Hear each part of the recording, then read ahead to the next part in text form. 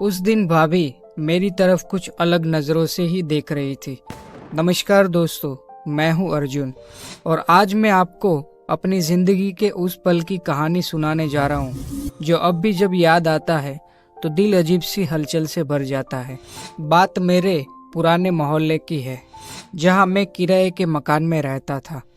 मेरे ठीक सामने वाले घर में रहती थी भाभी, यानी मेरे मकान मालिक की पत्नी।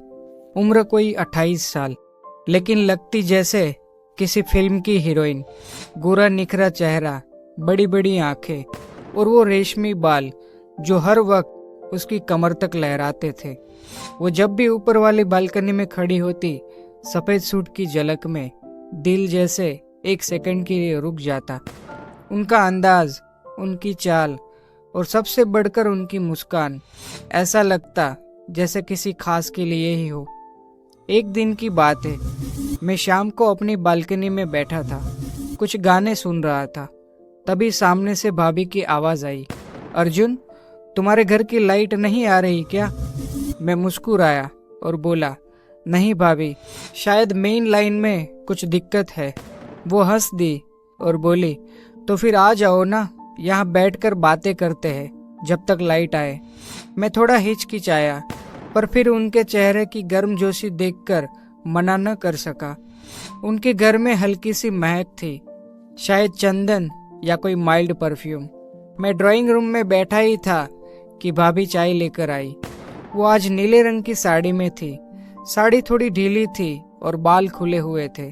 उनका चेहरा थोड़ा सा चमक रहा था, शायद रसोई की गर्मी से या फिर कुछ और था उन चेहरे पर जो पहले कभी नहीं देखा। हम बातें करने लगे, कॉलेज, काम, शौक, सब कुछ। फिर अचानक वो मेरी आंखों में देखने लगी और बोली, तुम्हें एक बात कहूँ अर्जुन? मैं थोड़ा चौंका। हाँ भाभी, तुम मुझे अकेलेपन से बाहर निकालते हो। तुम्हारे साथ बातें करके अच्छा लगता है। उनकी ये बात सुनकर मेरा दिल जोर से धड़कने लगा। मैंने हंसते हुए कहा, आप जैसी सुंदर और समझदार भाभी को कोई अकेला कैसे छोड़ सकता है? भाभी थोड़ा मुस्कुराई, लेकिन वो मुस्कान अलग थी, जैसे कोई राज छिपा हो। फिर उन्होंने धीरे से कहा, तुम्हारी नज़रों में कुछ है जो अक्सर मुझे अपने पास खींच लेती है। अब माहौल बदलने लगा था।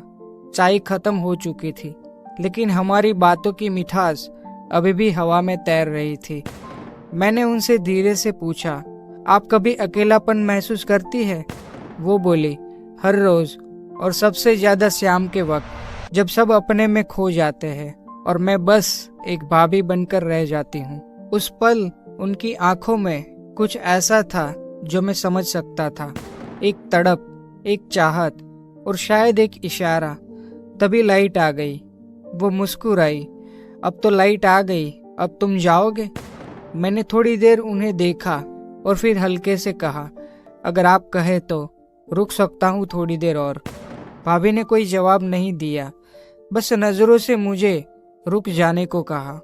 उस दिन के बाद से हमारा रिश्ता बदल गया। अब वो सिर्फ मेरे सामने वाली भाभी नहीं थी, बल्कि एक दोस्त, एक खास रिश्ता बन गई।